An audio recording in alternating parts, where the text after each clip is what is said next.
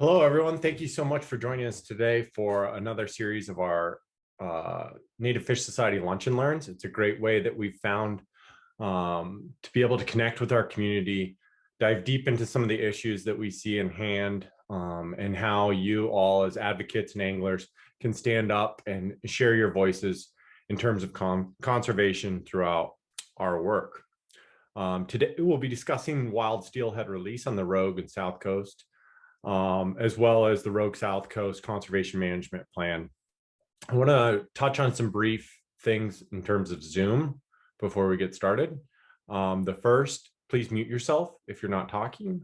Second, this presentation will be recorded for future reference, both on YouTube as well as the Native Fish Society website. And then please, by all means, if you have any questions, please hold those to the end. We'll address all questions at the end, whether it's through the chat box or feel free to unmute yourself and ask your question formally. So with that, I'm going to go ahead and get us started here. I wanted to start by covering some of the history between wild steelhead release and steelhead within the Rogue and South Coast basins. So in the early 90s, Rogue summer steelhead went to catch and release. And then late in the 90s, there was a petition filed to list Klamath Mountain Province steelhead on the endangered species list as threatened. National Marine Fisheries Service did an evaluation of this petition to understand whether or not they warranted listing. After a full evaluation, they decided not to list the population, but list them as a species of concern. So this was an entire list of different species in which weren't actually threatened, weren't actually endangered, but we're under consideration for that in the near future if drastic management changes or population trends didn't change. And in that, so this was in 2008, they released a finding of this species of concern. They no longer had resources and funding for this list of species, so it's no longer, and none of these species, some of these species have, become threatened, but right now steelhead are not threatened in the Rogue and the South Coast. Fast forward a little bit further into 2010, and that's when a lot of the monitoring funding and resources within the Rogue and South Coast Basin was transitioned out of this area. It was moved up north to the Columbia River Basin to help mitigate for lack of funding and the resources necessary in terms of monitoring those populations and the declines that they were seeing up in the Columbia River Basin. So we lost a lot of great resources that were had down on the Rogue and the South Coast. And we continued to harvest wild steelhead, another issue that we foresee. Going forward in 2018, there was a petition that was submitted for catch and release angling in the Rogue and the South Coast watersheds. This petition was based on the fact that there was no monitoring currently going on, no catch and release mortality, no population estimates, no harvest estimates of exactly how many were being harvested, whether it be wild fish or hatchery fish. And so some passionate anglers and advocates submitted this petition in order to go to catch and release, a permanent rule change to catch and release for wild steelhead. At the commission level, they reviewed the petition, decided that they were going to find a compromise between catch and release and what was currently happening, which is 1 fish a day, 5 a year throughout the entire basin. With this compromise, they decided on regulations changing to 1 fish a day, 3 a year in all basins. So that's what it currently is today. And this was a management change that was done in 2018. They also decided this based off the fact that they wanted to, they decided to direct the department to craft a conservation management plan for the management unit. So the Rogue and the South Coast. This is where we got the Rogue South Coast multi-species conservation management plan, which I'll dive into a little bit deeper here in a moment. I want to move forward to the next year. In 2019, there was no plan to move forward with a conservation management plan. There was no indication that it was moving forward to better monitor these fisheries or change anything that's currently going on. So in 2019, a petition for temporary rule change was submitted to not permanently change it to catch and release regulations, but temporarily change the rule until they had the monitoring in place to sustain wild harvest. Now, this petition was reviewed multiple times by the commissioners and ultimately decided that they would not be moving that forward. It went deep into the steelhead season that year, so it was controversial on whether or not, if it was adopted, it would take place during that steelhead season. Other issues like that. So that petition did not move forward in 2019 for a temporary rule change. Shortly after that, they decided to start working on the development of the conservation management plan in early 2020. So with that came the Rogue South Coast Multi-Species Conservation Management Plan. It was directed by the Native Fish Conservation Policy, like I said before, in the petition that was submitted in 2018. The plan was worked on by multiple different stakeholders from both the Rogue stratum as well as the South Coast stratum, giving their input on what they saw was most beneficial for the Rogue and South Coast fisheries. The plan was identified to identify management triggers and actions and develop adequate adult monitoring for the RSP area. Within the RSP, they outlined multiple different management that was going on, the habitat actions, other species actions, hatchery actions, fishing actions, research and monitoring actions, outreach and enforcement actions, and facility actions. Two of the areas that we gave the most input on were hatchery actions and fishing actions. Within the hatcheries actions, they're actually proposing wild fish emphasis areas and mixed emphasis areas. This doesn't mean that wild fish emphasis areas do not have hatchery fish in them. Basically, the difference is where hatchery smolt releases are occurring. They do occur in mixed emphasis areas, but in wild fish emphasis areas, there are no hatchery releases. There aren't extensive percent hatchery origin spawners evaluation currently going on in these different areas of where hatchery fish are being released or in where wild fish are only supposed to be. So there's no distinct, clear image on whether or not there are a lot of hatchery fish on the spawning grounds, or how many wild fish are spawning either.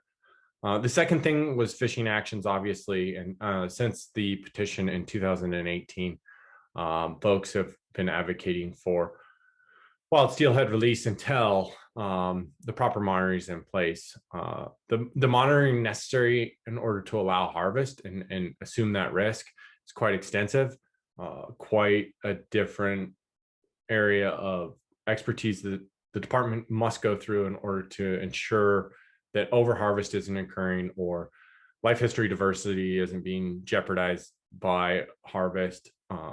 Many of those different factors that play out within the Rogue South Coast plan. I wanted to share a little bit about what ODFW put in the plan and their current status. So right now, they have evaluated populations of winter steelhead, summer steelhead, coho salmon, and cutthroat trout. So you can see here, they've indicated winter steelhead being very strong guarded. This is all based off of juvenile counts, which juvenile counts aren't a very good estimation of adult abundance. So basically, they're just saying if there's juveniles here, there must be adults returning to this area and spawning. And this is what fed the viable salmonid population parameter assessment, which ultimately gave them this strong guarded approach or determination. So very concerning that they're not using adult population estimates in order to evaluate populations within this basin.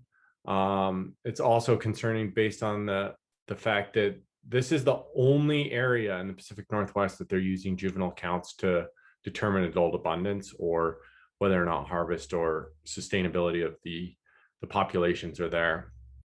I wanted to share that some of the limiting factors that they indicated in the plan. Again, you can see circled here that they didn't indicate fishing harvest or harvest of any fish as a potential limiting factor or a limiting factor. Majority of the limiting factors that they've indicated in the plan have been habitat, and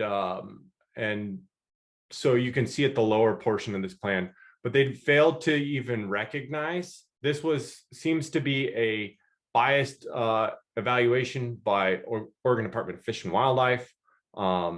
There was no distinct evaluation of how they reached these limiting factors in the basin and how they got there.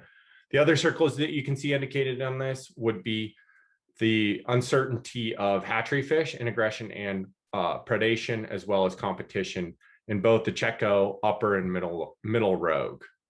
They all have hatchery releases within the basins. So I'm going to jump in a little bit to the current wild steelhead management. Juveniles are a poor indication of wild returns.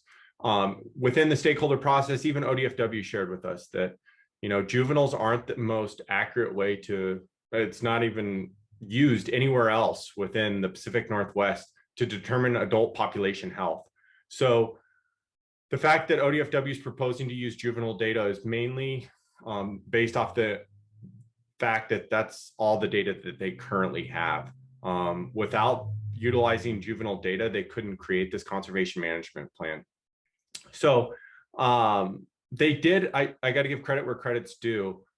They did start doing adult spawner surveys this year in the South Coast streams. They've done them in the Winchuck River, Hunter Creek, Euchre Creek, and the Elk River. This data hasn't been released to the public yet. No conclusions have been made from these findings.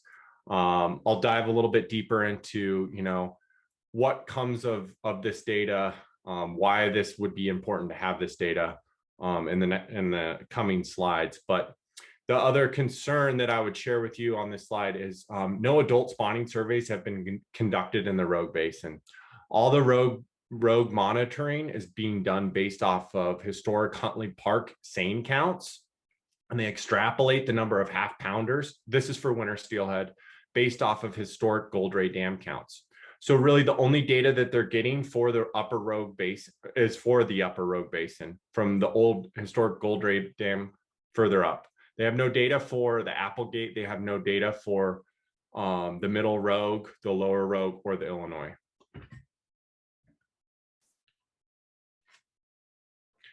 I wanted to share with you all the conservation status that's been indicated in the plan. Right now, they're indicating the juvenile conservation status is 75% occupancy.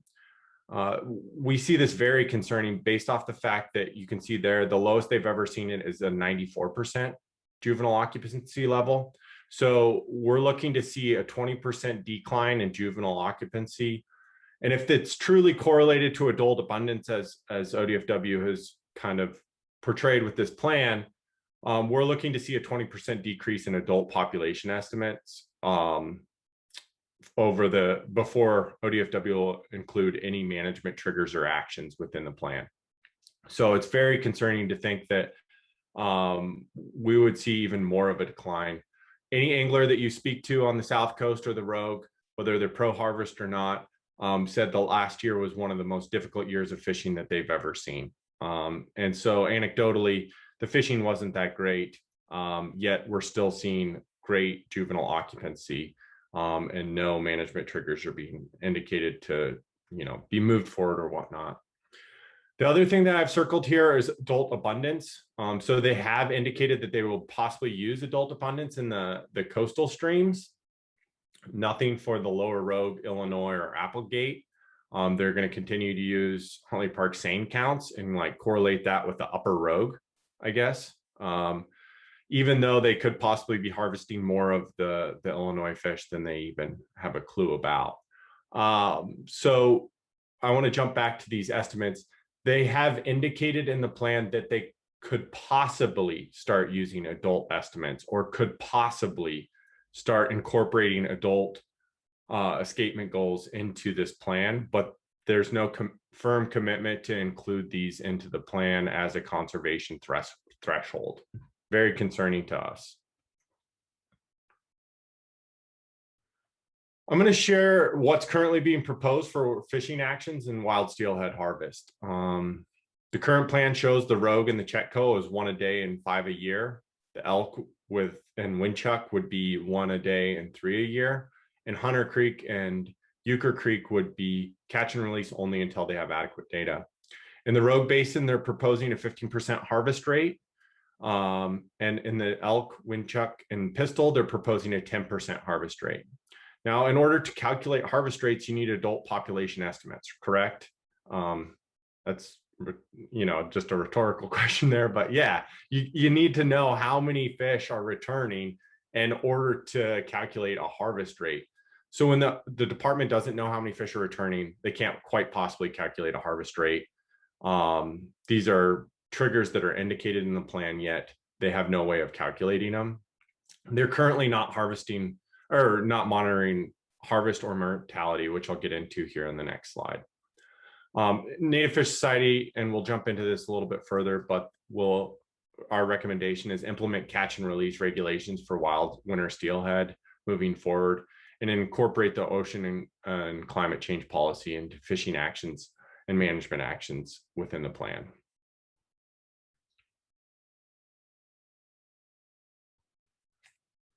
So our concerns with monitoring and evaluation in the plan is there's multiple different species, like I said before, within the entire Rogue South Coast plan. And these populations need to be managed separately, especially when you're considering wild harvest. Right now, if you think about it, the only population estimates that they have are for the upper Rogue. They're very uncertain. They have no basis for finding population estimates in the Applegate, no population estimates for the middle Rogue, no population estimates for the Illinois. So all of these populations, we could quite possibly be over harvesting, creating excessive stress on these populations and have no idea about what's going on. So these are some of the things that we think need to be included in the monitoring of the plan in order for this to be a successful conservation management plan.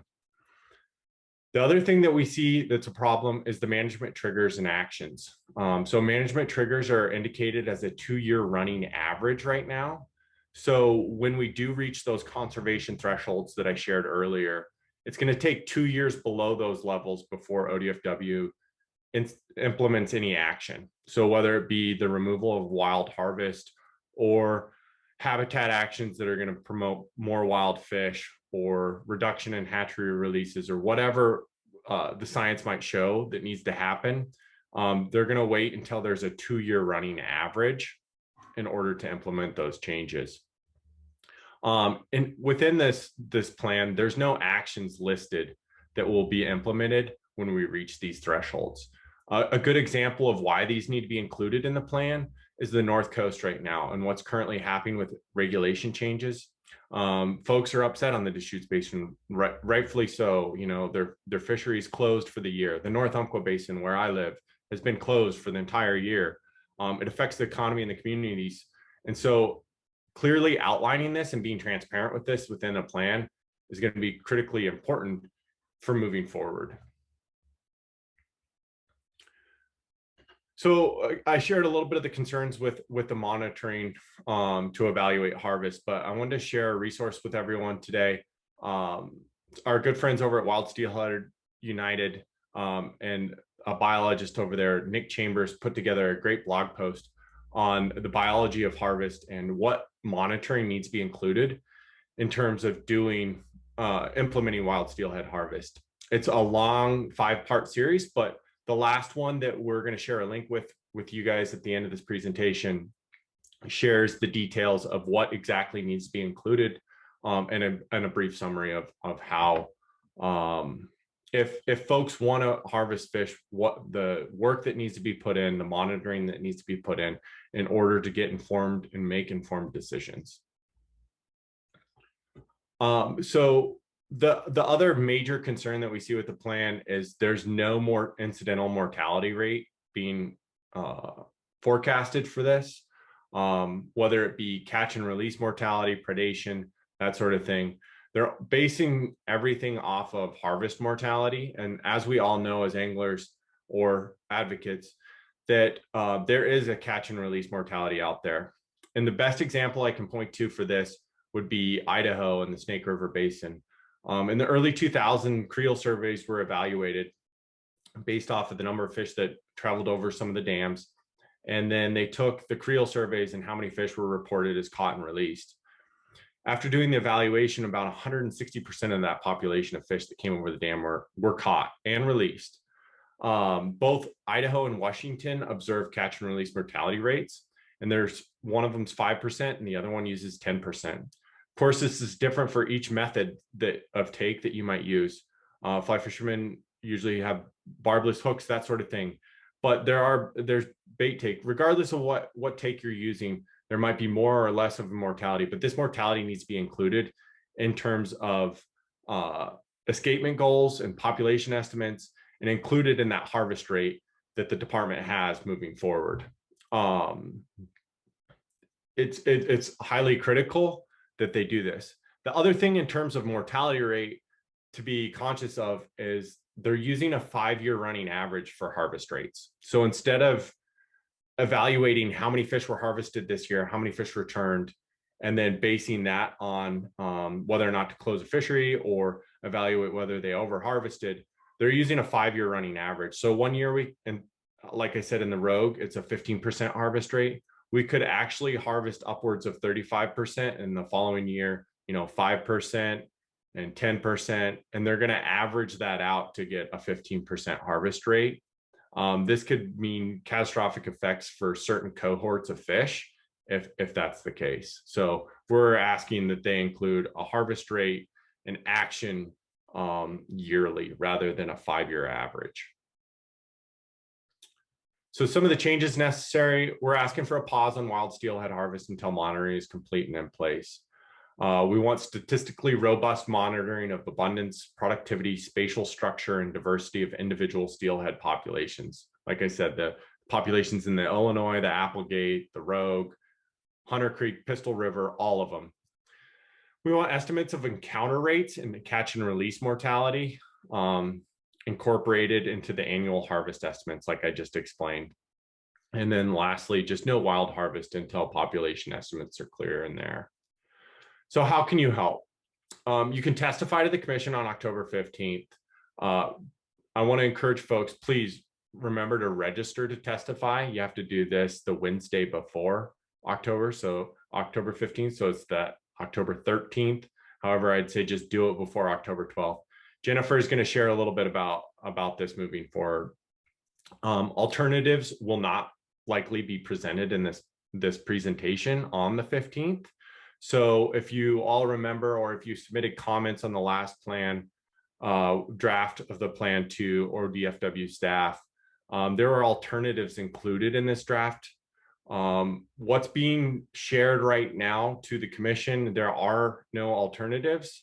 ODFW's proposing what was considered as alternative B and what I shared in my presentation today as their management for the fishery moving forward. So it's important that when we do testify during this meeting, we ask for folks to advocate for catch and release angling as fishing regulations moving forward. It's going to be highly critical that it's included for their decision-making process in the December commission meeting when they actually move this forward. And then the last thing you can do is register to receive communications from Native Fish Society for that commission meeting on October 15th. I'm going to give a distinct rollout of how things are going to play out that day. When the commission meeting starts, when the agenda item comes up, make it super easy on folks so that they don't have to sit there and listen to the entire commission meeting throughout that entire Friday or whatever else they have going on within their life. I know everyone's all busy, so I just ask that you guys all help out and join us in that day and verbally testifying. The other thing is how you can help is write to the commission. From now until December, the commission will be accepting written comments on the plan. So if you can't make it, again, please try and make that virtual meeting. But if you can't, from now until December, the commission will be accepting written comments on the plan. Submit these comments and ask for catch and release. and share this information, not only this information to write in comments, but also to verbally testify with anyone and everyone you might know that'd be interested in advocating for this. So we will be releasing an action alert, in the next 2 days to write in written comments. So keep your eyes peeled for that. Share that out with anyone that can't virtually testify. But again, if you can virtually testify, please do so. Yeah. And with that, I'm going to go ahead and kind of transition it to Jennifer right now and hand it over to her to share a little bit about testifying. Hey folks, so I'm Jennifer Fairbrother. I'm Conservation Director with Native Fish Society. And I'm just going to take you through real quick some of the meat and potatoes about putting together testimony and then how you go about engaging in the process that is a commission meeting. So next slide, Kirk. So starting with the meat or the content of what you're talking about, you can structure your testimony utilizing this general framework. There are a few things that you absolutely do need to include, and those are a formal salutation and an introduction of yourself for the record.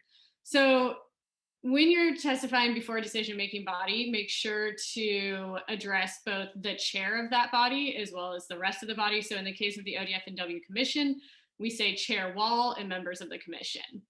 And then, like I mentioned, you also legally, for the record, need to introduce yourself by stating your full legal name. So you'll want to use this opportunity to state your name, but also start making this a little bit more personalized about why you're here, what your connection is to the issue, and who you are as an individual. Are you a resident of Oregon? Are you a longtime angler? It's these things, I'll kind of talk about. You really want to keep that personal touch because statistics and facts aren't the things that connect humans. It's our stories that we tell about ourselves and the emotional connection we have to one another. So you'll also want to be sure to state the problem up front. So in this case, talking about why you're here, you're concerned about what you're seeing in the draft Rogue South Coast Management Plan. And essentially, this is kind of where your thesis statement is. You then want to go into, what is causing this problem that you're seeing? So this is a little bit more of the meat of your arguments, where you can get into some of those stats and facts. And then you want to be really, you want to conclude by kind of bringing this all together by showing the decision makers how they can fix this problem that you've brought to their attention.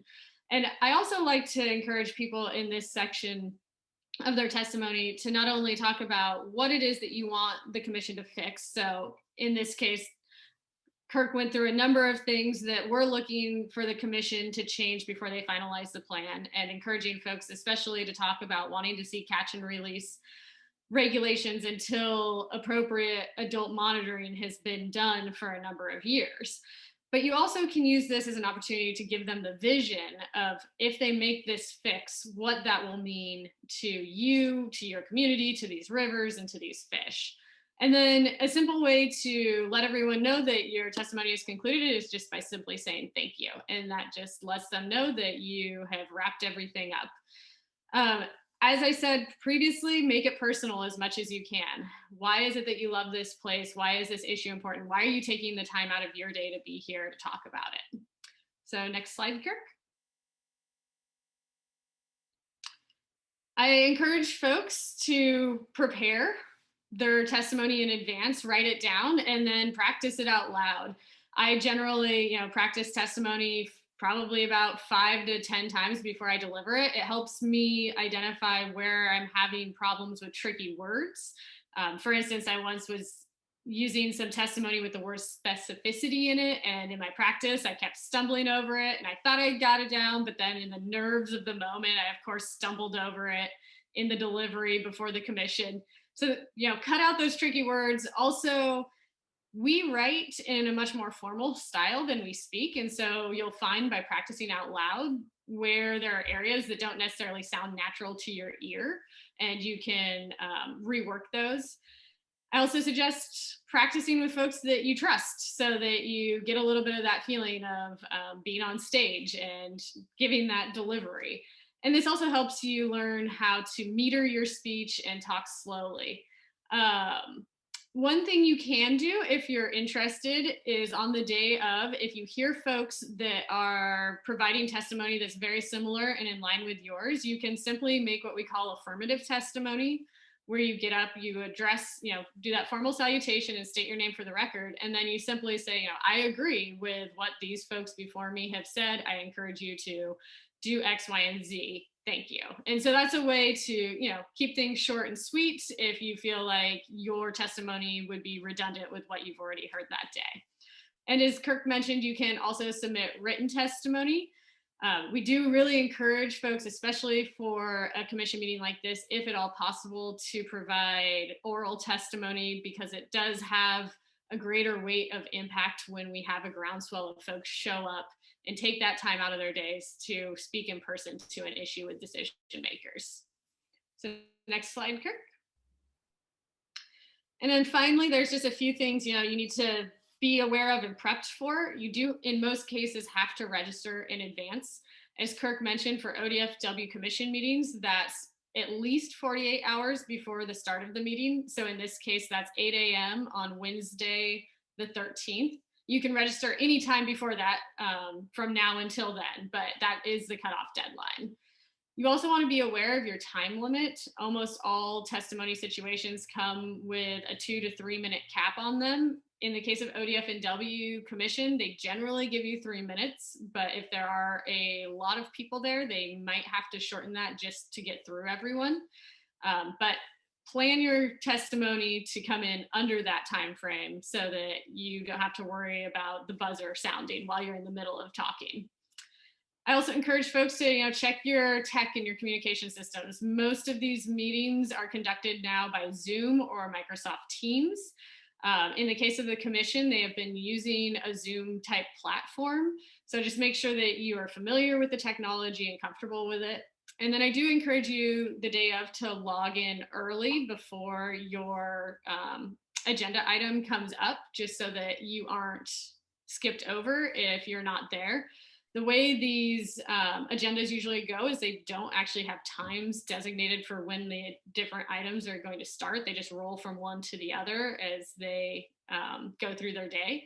As Kirk mentioned, the day of this commission meeting, he will be sending out email updates to let folks know, hey, the Rogue South Coast agenda item is up next. So this would be a good time to get on. So hopefully we can help you guys be aware of when that's happening. Excuse my cat. So that you don't have to spend all day listening to budget reports and other items that are on their agenda. And then finally, as Kirk said, please invite friends, anyone you know that is passionate about this issue. We really do have seen the impact of having a groundswell of public support advocating on behalf of the needs of fish in the past. And this is definitely one of those opportunities to make an impact again as a community. So with that, I think we kind of wrapped up what we have, but are willing to chat. And I guess one last thing I will say is, if as you're putting together your testimony for the upcoming commission meeting or in front of any decision-making body, if you would like to run testimony by us, have questions or thoughts, please don't hesitate to reach out to the Native Fish Society staff. We're always around to help you with that, both written and oral testimony. And if you have any questions about other decision-making bodies where you can testify, please bring those to us as well. Awesome. Thank you so much, Jennifer. So with that, we're going to go ahead and kind of transition into answer any questions that might. DQ side, like I said, there's a handful of. Hey, Russell. There you go. We're going to go ahead and open it up for any questions that folks might have. We'll go ahead and get it started. If anyone has any burning questions, they can ask. We did have a couple that were submitted in advance. Yeah, if anyone wants to open us up with questions, feel free to go for it. Are there unlimited allowed takes on hatchery fish in the Rogue and Chutko, the rivers that have those fish? No, so right now there's two a day. You know, we advocated to increase the take of hatchery fish, to increase the opportunity for folks as well within our comments on the plan. So, So 2 a day, and how many per year? you can fill your harvest card, so up to 20, I believe. I've never caught that many, but yeah, I believe you can fill your harvest card. So it's 2 hatchery fish a day and 1 wild fish a day, with a limit of, is it, they're posing 3 or 5 now on the Well, it depends on what river you're fishing, but I shared in the presentation, the Rogue and the Chetco will be 1 fish a day and 5 a year. The elk, Windchuck, and I believe, yeah, it's Hunter Creek will be 1 a day, 3 a year, and then Euchre and no, it's Pistol River and not Hunter Creek. Sorry, I get confused with some of those. And so Euchre Creek and Hunter Creek are both catch and release. Go ahead, Lee. Yeah, hi, Kirk. So this has probably been discussed before in another setting, but what's really driving the commission and the staff to put forward such wrong-headed management plans in the absence of realistic data? I mean, what's the underlying factor here? What we've heard in the past and what we're seeing is it's taking away opportunity for anglers, and that license sales will decrease as soon as they take away harvest. We're going to see less folks wanting to go on guided trips down there, less folks engaged in the fishery, and therefore ODFW will lose funding, as well as the economies down there will lose the funding. One example that I know you know of, and many folks might know of that's on this call, is the Umpqua Basin. The catch and release regulations were passed on that for wild fish in 2014, and there's more trailers at the boat ramps here and more fish in the river than ever. But I mean, in 2020, we saw over 12,000 fish in the North Umpqua. You got to think around 8,000 fish in the South. So yeah, that's a good example. Yeah, I guess I get that, but I'm just continually baffled at their willingness to suggest harvest rates when they don't even know how many fish are in the river. I mean, that's amazing to me. Continually amazing.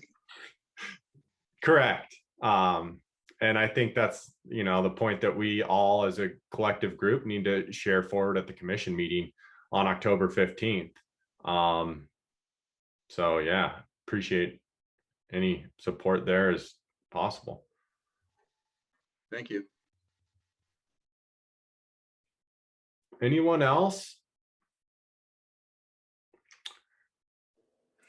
So Kirk, in the case that I can't be physically there, or zooming, if I can't zoom in, I can prepare a written testimony in advance that perhaps one of you might be willing to read. Yeah, we could definitely do that. Find someone that would be willing to read, or anyone else that might be willing to read it as well.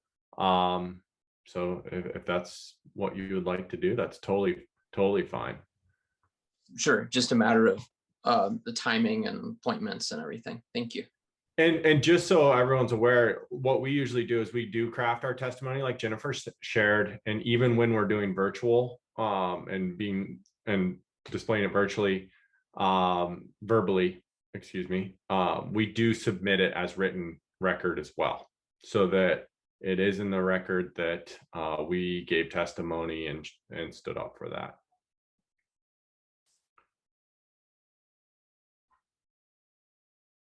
Anyone else? One of the questions that came up before the meeting was, what should I read in advance? There's some good information in terms of wild steelhead release up on our website under the campaign and initiatives tab. So that's a really good one. I can send a link out to that everyone before. Another thing that is going to be super helpful is I have a draft outline of kind of the steps that are going to currently unfold over the next 2 weeks. It's changed a little bit over the weekend based off of the release of the agenda item for ODFW, but I should be releasing that in the next day or two. It'll go out to everyone that attended the Wild Steelhead release or that attended this lunch and learn, as well as folks that left comments on the draft plan for the staff. So keep your eyes out for that. It'll give important links, important information for virtual testimony, and important information to share further on. Like I shared in the presentation, there's opportunity for folks to comment on this through December before they actually make the decision on this plan. So, you know, if you don't get in touch with your friends or family before this October 15th date, continue to spread the word even after, and ask them to share their voice. Yeah, and just to give a little clarification, so the way these administrative processes work with the state agencies is essentially they're required legally to have what's called an informational hearing on an issue, and then within 90 days have a decision-making hearing. And so that's why there's actually these two parts to this phase of the plan, where, you know, they're going to have this hearing in October, and then they will actually be deciding, the commission, whether or not to accept the plan as written or with amendments or not at all in December. And so it's broken up into this like 2-phase process. The October meeting is particularly important for us to push the commission to direct the department to bring options for the commission to consider in December, instead of just presenting the department's proposal, especially around these more controversial topics, or topics where there wasn't stakeholder consensus. So particularly the harvest and hatchery components of the plan. And then Kirk, maybe you could also send out the links that have been posted to the ODFW Commission site. So this is the information that the department has supplied to the commission. That's the new information that we just got over the weekend. And there's a summary in there that I think does a good job of explaining from the department's perspective those points where they did not receive consensus, and giving their defense of why they have chosen the path that they're proposing to go down, with the juvenile monitoring and retaining wild harvest in these different systems. So if you want to dive deeper, you can look at kind of the agency's justification that they're presenting to the commission as well. And then, oh, go ahead, Kirk. Oh, I was just going to say, and a lot of the justification has extreme assumption included in it. It doesn't have science or the backing of data. It's assumption of the fisheries managers that are currently down there, or department staff. That's all I was going to say. Yeah. Any other questions that folks might have in regards, even if it's just about the Rogue South Coast plan, or anything else? I have a question about precedent. Like, have there been other rivers in which catch and release was instated and then it led to positive outcomes with wild fish populations? Yeah, I mean, like I shared with Lee earlier, the Umpqua River Basin in 2014, all the guides went to the commission. It was actually being proposed by staff to do wild harvest on the Umpqua Basin. The guides showed up to the commission meeting and overwhelmingly supported wild steelhead release. They're making their money right now. You know, the advocates for wild harvest are saying it's taking away opportunity. I'd like to look at it a little bit different, that it's increasing opportunity. You're catching more fish, possibly a fish that got caught twice. But if you look at the numbers in the Umpqua Basin, there's been multiple different management actions that have been changed over the years in that system, including the elimination of winter steelhead hatchery program, and then the elimination of wild harvest. And they are by far the closest monitored because of a fixed count on the dam, but they have one of the strongest populations of winter steelhead in the whole North Coast. So it's amazing to see. And Thank you. I think, to be clear, our hope is that we can make sure that we have robust runs with adequate monitoring data that someday we can reinstate wild harvest. I mean, that is our goal. We want to have sustainable, harvestable runs of wild fish in these rivers, but we want to make sure that we're not undermining the populations while we do that. Thank you. Go ahead, Lee. Yeah, just one more question from a process standpoint to make sure I understand. It sounds like after they receive all this testimony, oral and written, for October 15, that they could at that time direct staff to come in with some perhaps CNR alternative or CNR element to the plan. And if they don't do it on the 15th, can they do it at any time between the 15th and the December meeting? Or from a process standpoint, how does that work in terms of them making the change that we're advocating for? Yeah, so as I understand it, they can direct the department at any time between the 15th and their decision-making meeting. And at that decision-making meeting, they could even decide not to make a decision and direct the department at that point to come back with a refined plan. But I think what we see from the commission in other issue areas is it's at these junctures, like the meetings, that it's like the meeting on October 15th, that they are in the position that they're most likely to make those directives. And we're not guaranteed that they're going to have a November meeting. That's an optional meeting this year for the commission, depending on what they might have on their agenda. So we do see that at these meetings, that is the time where commissioners are interacting on these kind of directives the most with staff. So it is what we would call a window of opportunity in the policy world. But if we don't see it on the 15th, we're going to keep pushing and keep pushing, and hopefully we won't end up in December with a bad plan, because that would just be very disappointing for all of us that have, I think, put a lot of heart and soul into getting where we are with this. And that was one of the things that came out over the weekend. We were expecting this draft plan to have alternatives included when it was presented to the commission. So similar to when they released a draft plan to the public, and they had the appendix with the tables for alternatives for fishing regulations, and they had A, B, and C. A was catch and release. B was I would say, the department's proposal, and C, we're still unclear who proposed C, where it came from, but we were expecting those to be included in this draft plan that was being presented to the commission. But over the weekend, it was released. This packet was released to the commissioners and to the public, and these alternatives were not included. The only thing that was included was the proposal being put forth by the agency. So that's why the focus is, it was alternative A, catch and release, and now it's just catch and release because there's no alternatives in there, if that makes sense. So, well, with that, it's been 50 minutes. Great lunch hour, I hope, for everyone. Really appreciate everyone joining us today. If there's any further questions, by all means, reach out to me.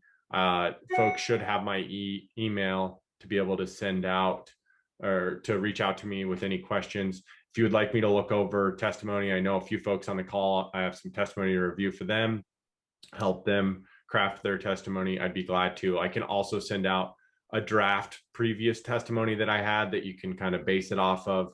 So by all means, if you have any questions, reach out to me. And please share this information with folks.